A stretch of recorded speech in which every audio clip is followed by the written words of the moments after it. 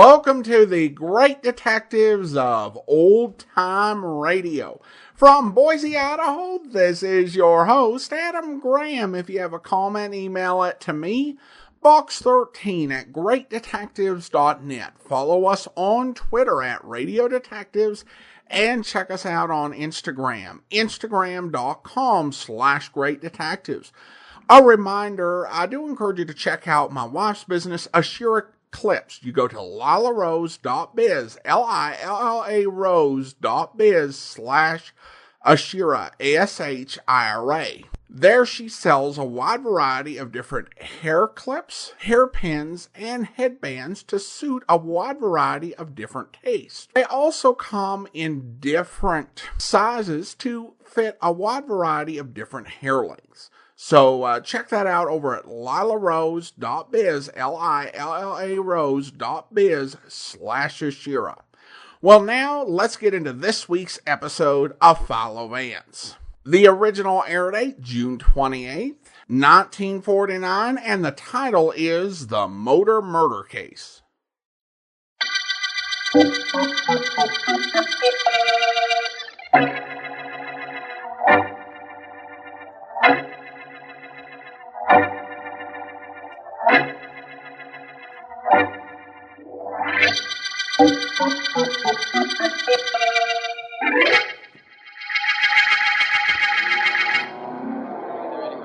As we go into the final laps of this race, ladies and gentlemen. Duke's in the lead. Yeah. Now if he can only hold it, one more lap and he'll cut the flag. Sure, Joe. Come on over here away from the rail, Tony. We can see if he wins it from here.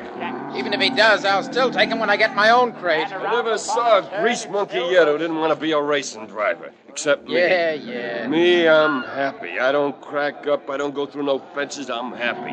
I fix a tire. Sure, I feed him sure. gas. But I'm just a mechanic, and I know it. Look, I'm not trying to run your life, Tony. You're happy here in the pit. Okay, so you're happy. Hey, there goes number 8 out after Duke. He's catching him. And they're coming around the bend and into the stretch. Hey, did you see that? Sure, Duke tried to push number 8 through the fence. That's Duke for you. That's him all over. Hey, here they come. Hey, look. Number 8's nosing in front. Yeah. Duke's eating dust. That's even too good for him. They're heading for the finish. There's a guy with a checkered flag. It's between number 8 and Duke. It's Duke. No. There's a finish. It's number 8. So what? Somebody's got to win, don't they? It don't have to be Duke just because we're here in his pit. I'm going over to the rail. Here he comes rolling toward us. Okay, I'm with you. He'll be fit to be tied, Joe. Now, ain't that just too bad? I'm gonna talk to him. Hey, Duke. Yeah, Gee, that was a tough one to blow, Duke. You only lost it by a nose. I didn't lose it. It was lost for me. What do you mean, Duke? What do you mean? Yeah, Duke, what do you mean? Which one of you guys checked my tires before the race started? Joe here did. That's right. One of them blew on me halfway through the race. Yeah, I know. We put the new one on, didn't we? Tony and me practically broke a track record for speed, too. Oh, you changed it fast enough, but number 8 didn't have any tire changes. That's the reason he got up there in front of me. Gee, Duke, that could happen to anybody. A tire blows, boom. It happens all the time. Sure, but it's generally an accident. Sorry if my checkup on the tires wasn't right, Duke. They tested okay.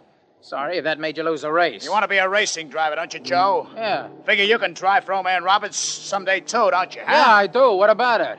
You know what's liable to happen when a tire blows when you're going around a turn beating 100 miles an hour? I said I was sorry I'd made you lose a race, didn't I? I'm not talking about losing the race. I could have cracked up, gone through a fence. You cost me the race, all right, but you almost cost me my life. It's all right to be ambitious, Joe. But don't overdo it.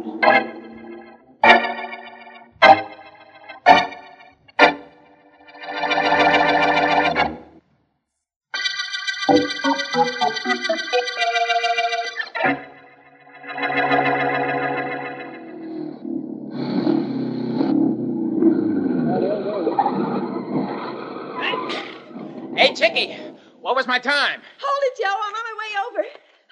Oh, you did great, Joe. Just great. Yeah? What did I do exactly? You did it a minute faster than number 8 that copped the big race on Saturday. The one that beat out Duke. Yeah, good. That means I enter this crate for the next big race. You know, this little supercharger of mine really went to town. This thing was hopping all the way. Joe, you're going to beat Duke when you go up against him, aren't you? Oh, you know I am, honey. I've been mechanic for that guy for a year. I know him inside out. I'm going to beat him all right. Before the year is over, I'll be the top driver for old man Roberts. Oh, you bet you will. That's my guy who said that. And that's my girl who said that. You really have forgotten all about Duke, haven't you, Chickie? You made me forget him, Joe. I've forgotten him. But not what he did to me.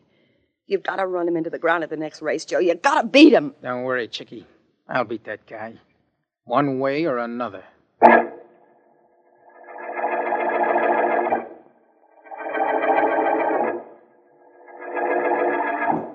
I knock with 9 points. Kings, 10s, and 6, 7, 8 of diamonds. How many do you have, Duke? I don't know you, Mr. Roberts. Gotta figure it out. Here's a king I lay off on you. 10 I lay off. That makes it 3 5s, 3 deuces, 3 and an ace. 4 points, undercut. Well, how do you like that? Tony, did you ever see anything like the luck that Duke has in gin rummy? He's awful lucky, Mr. Roberts. Oh, stop turning around and look at Tony after every hand, Mr. Roberts. That isn't going to help you win, you know. Well, something better helped me. I haven't won a hand all night. And in my own office with my own cards, too. Now, Mr. Roberts, if I was you, I wouldn't hold no high cards. Maybe that's a way to beat Duke in gin rummy. Save the smallies. Now, wait a minute. Wait just a minute. Tony, how is it every time I play, Duke, you're standing in back of me? Well, I just like to watch you play, that's all. I don't open my mouth, do I? I don't say nothing. No, you don't talk. But you can see my hand and you can signal him. Signal me. Now, Yeah. wait a minute, Mr. Roberts. Wait, nothing. You can signal him, Tony, with that toothpick you always have in your mouth. Yeah, you keep it in one corner. It means I have kings, a little toward the center queens, in the center jacks, and the other corner tens. That's how it could be done. Now, Mr. Roberts, you don't think I'd cheat you, do you? After all, I drive for you. After tomorrow's race, you'll be saying used to drive for me. I've got this thing figured out now. Tony signals with the toothpick. And if he takes it out of his mouth, that shows I need the card he's signaling for in a run. That's what's been going on here. Gee, Mr. Roberts, I don't know what you're talking about.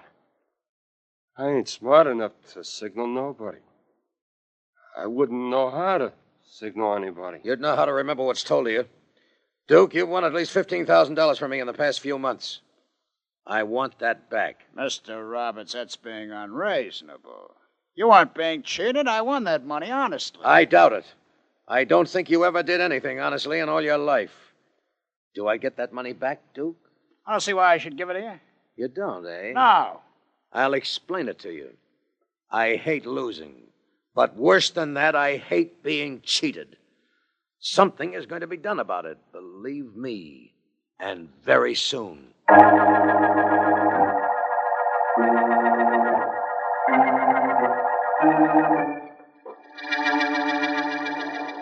Ever been to one of these auto races, Markham? No, never, Vance. I've seen the standard motor car races, but never these midget jobs. Does you good to get away from your office once in a while. You're too conscientious a district attorney. You never have any fun. Look who's talking. If I were on a case at the moment, I wouldn't be here, but neither would you, Vance. A day off doesn't do you any harm either. Well, now that we've decided no harm can come to either of us, let's pick a number we think will win this race. I think I like number 3. Well, now, I don't know. 7's a mighty pretty number. I think I'll take 7. Who does the program say is driving 7? 7? Let me see. Oh, that's Duke Wilson's car. He's quite a driver, I understand. Now let me look and see who's driving my number 3. Number 3 is Joe Turner.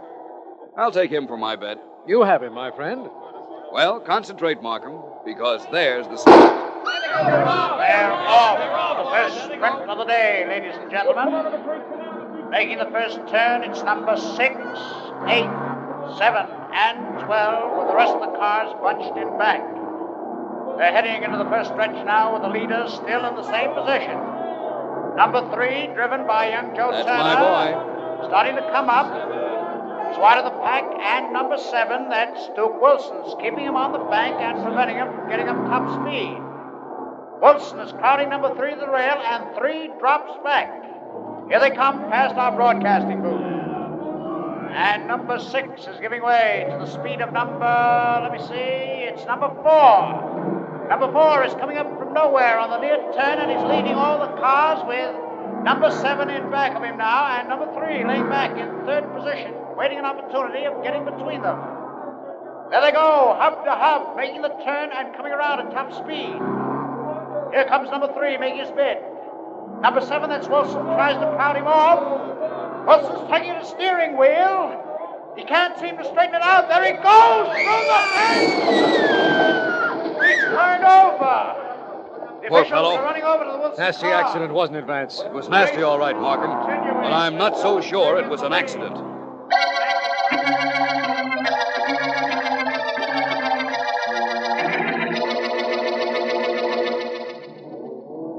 Sure was a tough break for you, Mr. Roberts. Your car was leading all the way when Duke went through that fence. It was a tougher break for Duke. The ambulance doctor said he doesn't have a chance. Yeah, that's what happens in this racket, Mr. Roberts. You never can tell when you start a race where you'll end up. That's the reason I don't want never to drive. Me, I'm a grease monkey. I'm no auto racer. But I still say it was a tough break for you, boss. How do you figure that? You got kind of sore at that game last night. You promised Duke something. Looks like you kept your promise. Why, you... Not to me, don't you understand, but to other people. If they should happen to be told what you said after the game busted up. Yeah, go ahead.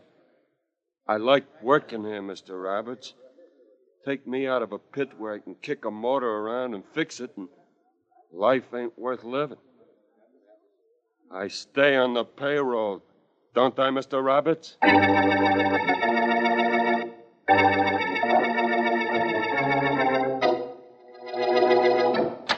Hello, Mr. Roberts. Who are you and what are you doing in my office? My name is Vance, Philo Vance, and I've been waiting in your office for you. I'd like to talk to you. About what? Well, originally it was because Duke Wilson, who was killed at the racetrack this afternoon, drove one of your cars. And I suspected it might not have been an accident that caused his steering wheel to go haywire. Yeah, go on. Police investigations showed that the steering mechanism had been almost severed, so that a yank at the steering wheel would throw the car out of control. I didn't know that. As I said, that was the original point in my coming to see you. Oh. Since I've been here, I happened to notice this gin rummy pad on your desk, with the score of an unfinished game and scores of a lot of games that you did complete. What about it? Someone with the initials DW won all of the games, and was winning the game which you quit on. Could that be Duke Wilson? I played with him quite a bit. I've never heard of a gin game being called off before it was over unless it was interrupted by someone or something like a quarrel. And after looking at these scores, I can see what you might have quarreled about. Didn't you ever win? No, as long as you asked, I didn't. What about it? Who's there? Me, Mr. Roberts, Joe Turner, and Miss Dale. Turner won today's race, didn't he? Yes. Please ask him to come in, Mr. Roberts. Come in. Mr. Roberts, I didn't know you were busy. Come on in. This is Joe Turner and his girlfriend, Chickie Dale. Philo Vance. Hi, How do you Mr. do? Glad to meet Vance. you. Congratulations on winning that race, Turner. Nice driving. Thanks.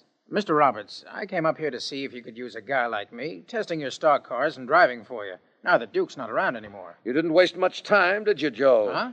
Do you know Vance and the police think Duke was murdered? Murder? The steering wheel was fixed, so the first yank at it would send the car out of control. You were a mechanic, I understand, Joe. Yeah, that's right. Were you near Duke Wilson's car before the race started or late last night? Of course not. Are you sure? Well, I was in the garage, just getting some tools of mine. I used to work there. But I never went near the car. Perhaps you didn't. Don't believe him, Vance. No. Well, it seems that we have a young man with opportunity and motive right here in the office. What do you mean? Quite interesting. It's a good thing for you, Miss Dale, that you had no reason to hate Wilson and that you weren't near his car last night. Good thing? It's a bad thing. I used to go with Duke, only he threw me over. And I was in the garage last night. I went there with Joe, only I was walking around while he got his tools. So nobody can say I didn't fix Duke Wilson's wagon either.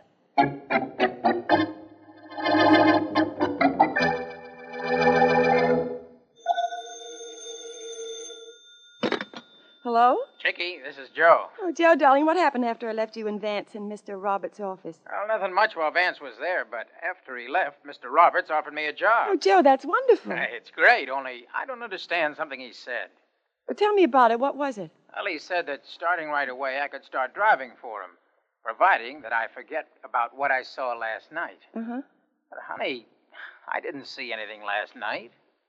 Didn't you, darling? Oh, no. Well, I did. Hey, what are you talking about? When you went into the garage to get your tools, I was walking around like I told Vance. And who do I see right near Duke Wilson's car but old man Roberts himself? He's hiring you to keep my mouth shut.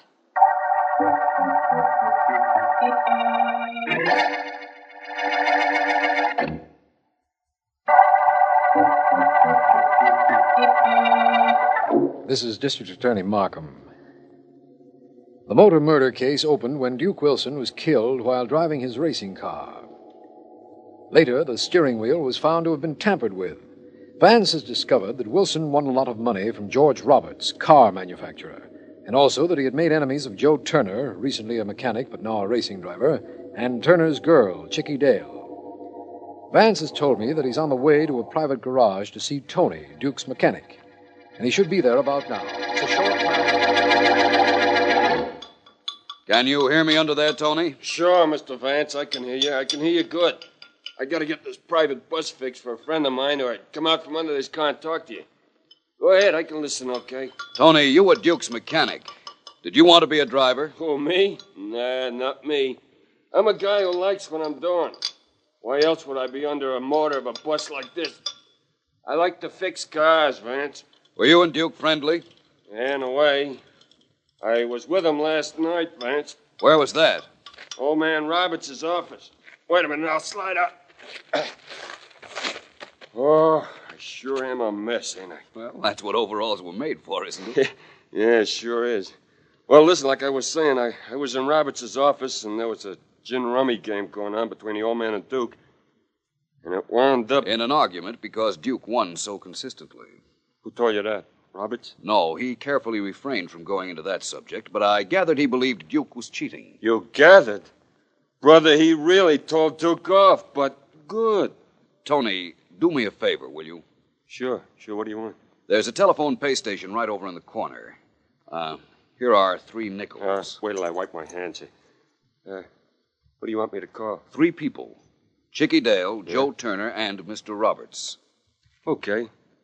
What do I say when I get them? Tell them who you are, and tell them you know something they wouldn't want you to talk about. Then tell them you are leaving town for a day or so, and we'll call them when you get back. Okay? Right. Here we go.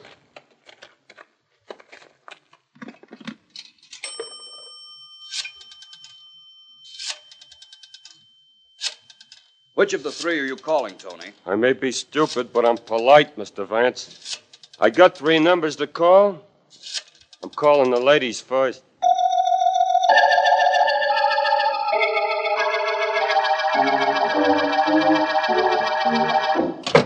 You sent for me, Mr. Roberts? Yes, I did, Turner. Sit down. Thanks. I offered you a job last night after Vance left this office, remember? Sure, I remember. Not only did you offer me a job, but I took it. Well, I've changed my mind. There is no job with my company for you. Wait a minute. Hey, now look. You said something about my not talking. I don't care now whether you talk or not. I can't bribe everybody in the world to keep quiet about my fighting with Duke or my being near his car the night before he was killed. I don't want to know what you can or can't do, Mr. Roberts. I got a job with you. You said so yourself. I told you I changed my mind. You can't do that. I counted on that job. It means a lot to me. It means Chickie and I can get married. Who cares about Chickie and you? I care about Chickie and me. You're not going to do anything to hurt us, do you understand? Well, do you understand? Get out of here. Oh, no. This means too much to me.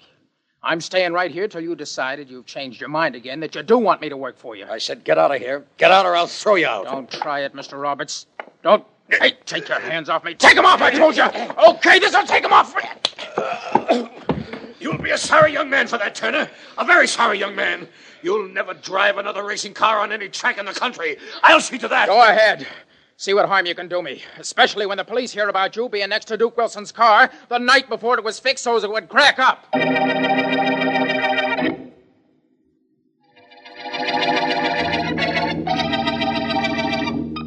I don't understand exactly why Vance wanted me to see him here, Miss Dale. I hope you don't mind our using this apartment for a meeting place. I don't mind anything.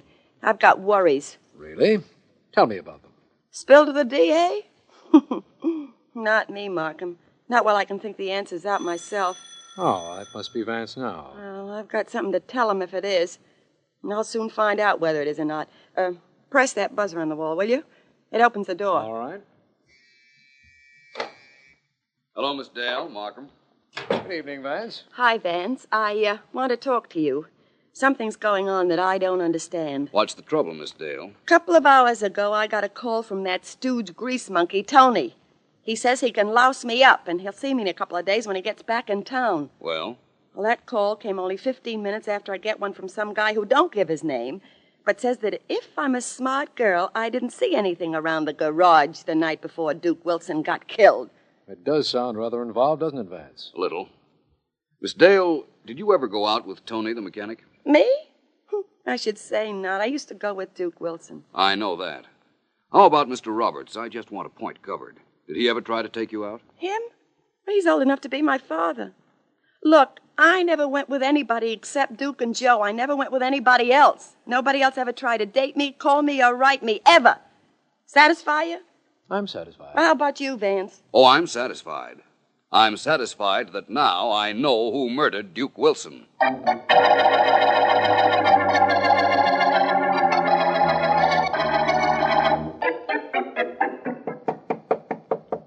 Come in. Oh, hello, Mr. Roberts. Well,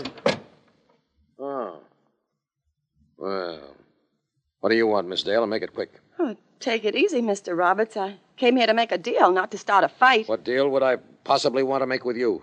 Oh, let's put it this way. Vance and Markham just left my apartment. But they left after Vance insisted he knew who killed Duke Wilson. How can that possibly affect me? Oh, stop kidding, Mr. Roberts. You're not talking to a dope. I've been around, which isn't important, but I was around the garage the night Duke's car was gimmicked, and that is important. I went through all that with your boyfriend, Joe Turner. Yeah, he told me.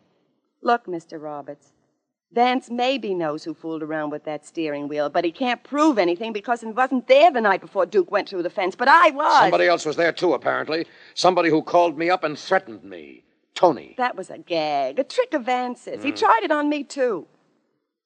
Mr. Roberts, Joe Turner's got to have that job if I'm going to keep my mouth closed. You'll keep it closed. You've got nothing to say except that you saw me in the garage. That could be enough. You won't say that to anybody, Miss Dale. You won't tell it to a soul. Because what I was doing there had nothing to do with Duke Wilson's death. But it might look as if it did. So you'll keep your mouth closed, Miss Dale. You'll keep it closed or I'll close it for you.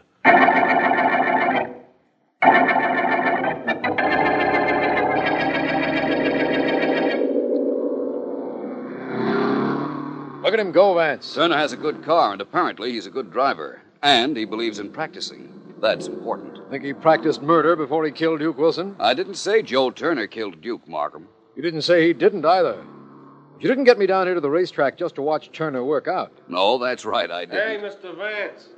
Pretty good time Turner's making, huh? Very good, Tony. Tony's checking Turner's time and helping out at the pit. Come on over. He can tell us something we want to know. Right.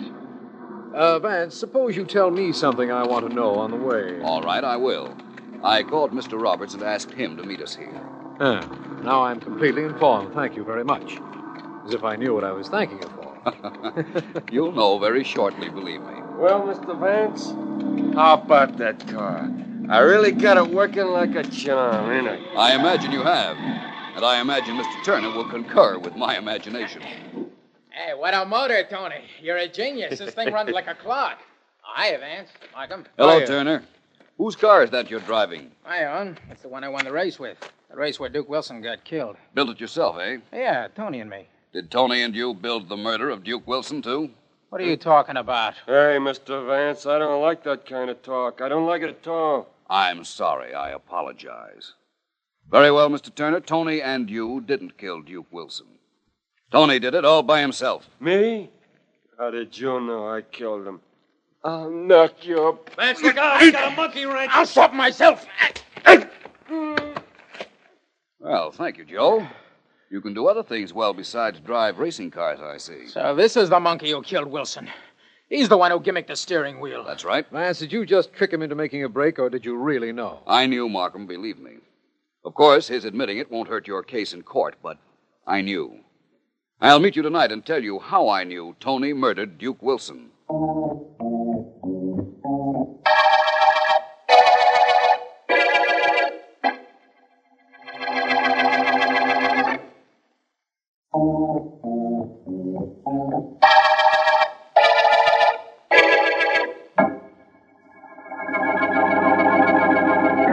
was really very simple, Markham. The only complicated part of this case was that there were 4 suspects.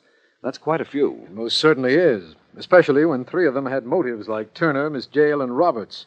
And it turned out the 4th was the killer.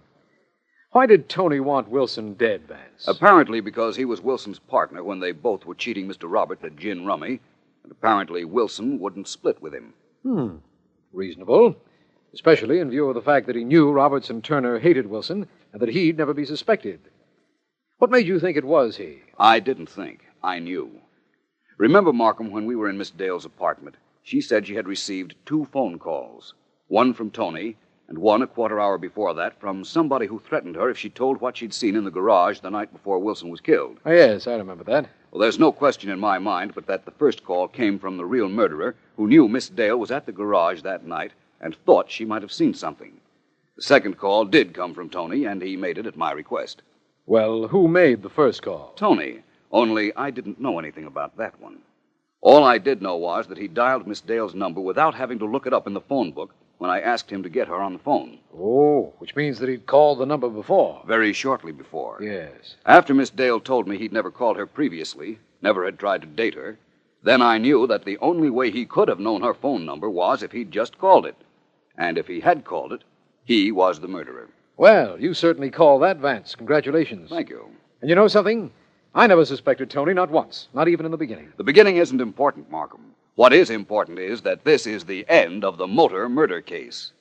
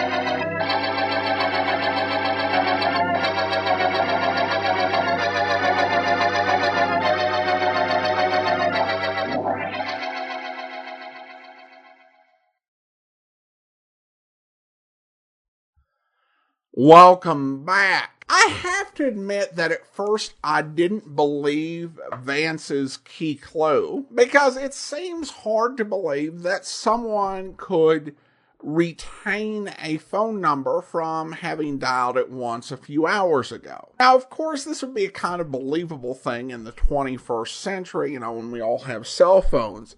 If, say, you did this scene in the 21st century, and our mechanic friend dialed the lady on his phone without having to look up her number, then, yeah, that would be some questions. But I was questioning, how would he remember a number that long? But the thing I need to consider, is the way that phone numbers worked in the 1940s. And phone numbers in 1949 worked off of the telephone exchange system. Numbers were either 6, or in large cities such as New York, they were 7 numbers long. And there are some examples of what these phone numbers were like.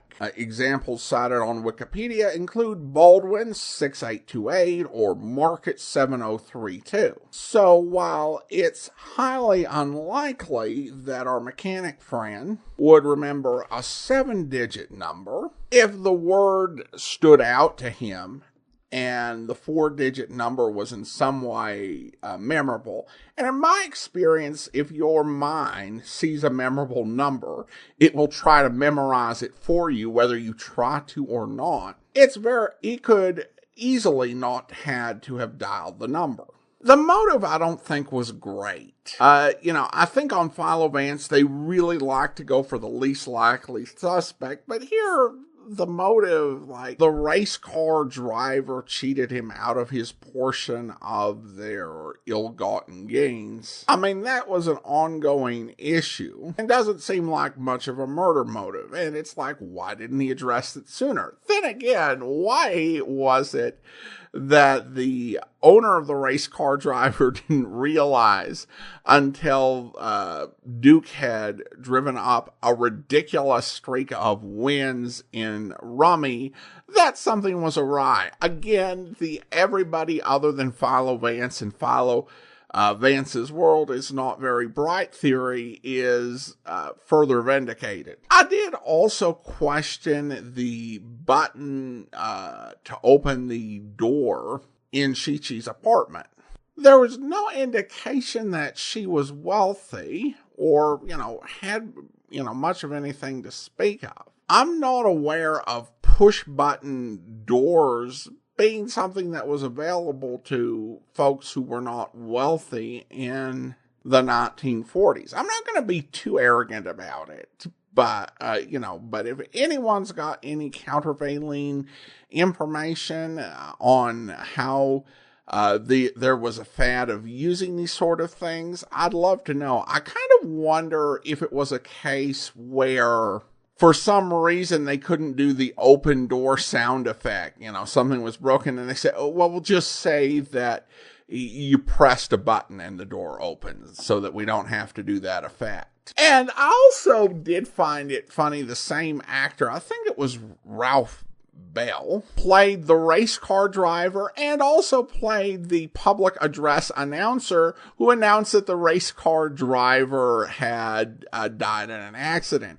I personally am of the opinion that if you're going to have the guy who plays the murder victim to play doubles, you should at least wait until after the murder to avoid confusing folks. Also, because the actor has such a distinct voice, I was found myself listening and saying, okay, why is Duke announcing the race that he's racing in? All right, well, listener comments and feedback, and we have some comments from YouTube, and this one is regarding the Butterfly murder case, and we've got two comments. First, D writes, I thought it was, well, someone else. Nice surprise. Well, it's always good when an episode pulls out a twist in and we can say, yeah, that was clever. Eileen quotes from the story, I saw the change in my husband after he wrote those letters, changing from a wonderful man to a broken wreck. He was a wonderful man before, when he was mooning over another woman. Sheesh. Fair point. I think that there can be some lapses in logic on Philo Vance where the writers, and I think these are definitely male writers writing women. For all the faults you can find in a Hummert production, I don't think you would ever find a line like that on something like Mr. Chameleon or Mr. Keen. Thanks so much for the comment, Eileen. And now let's go ahead and thank our Patreon supporter of the day. And thank you to Felipe, Patreon supporter since June of 2021, currently supporting the program at the shameless level of $4 or more per month. Well, that will actually do it for today. Next Tuesday, join us for a previously uncirculated episode of Sherlock Holmes. And then next Thursday, we'll be back with another episode of Philo Vance. But coming up tomorrow, we check in with the man with the action-packed expense account where... You use some kind of aqua lung equipment, Inspector? A helmet and face mask equipped with compressed air. It enabled him to stay down underwater for approximately an hour at a time. Only this time he did not come up. Mm-hmm. Who discovered the body? Monsieur David North. Who is he? A young American scientist who is conducting underwater explorations along the Cassis coast. He has a small ship, the Diana, from which he operates, collecting marine specimens. Uh-huh. He had reached a depth of some 100 feet and was about to return to the surface when he noticed a small grotto in one side of the bluff. Lying just inside the entrance was the body of Monsieur Bernier. With a fishing spear through him, huh? Precisely. So Sometime between 10:30 and noon, someone met Bernier underwater and killed him. Any idea who it could have been? At this time of year, the cove is filled with underwater swimmers, indulging in this latest craze of the Riviera. Yeah. And what about the spear itself? An ordinary fishing spear, discharged from a compressed air tube. Its counterpart may be found in hundreds of hands. Any personal suspects on your list? I'm afraid not. What about Magda Bernier?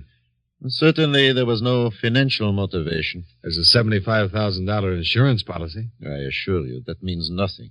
Bernier was an immensely wealthy man. Well, what about business associates? He had been retired for 20 years. An attorney by the name of Armand Gauthier in Marseille handles his affairs. We have checked. They are in perfect order. Any personal enemies? So far as we have been able to ascertain, none. Well, he obviously had one. Well, thanks for your time, Inspector. I hope you'll be with us tomorrow for yours truly, Johnny Dollar. In the meantime, do send your comments to box13@greatdetectives.net. Follow us on Twitter @Radio Detectives and check us out on Instagram, instagram.com/Great Detectives. From Boise, Idaho, this is your host, Adam Graham, signing off.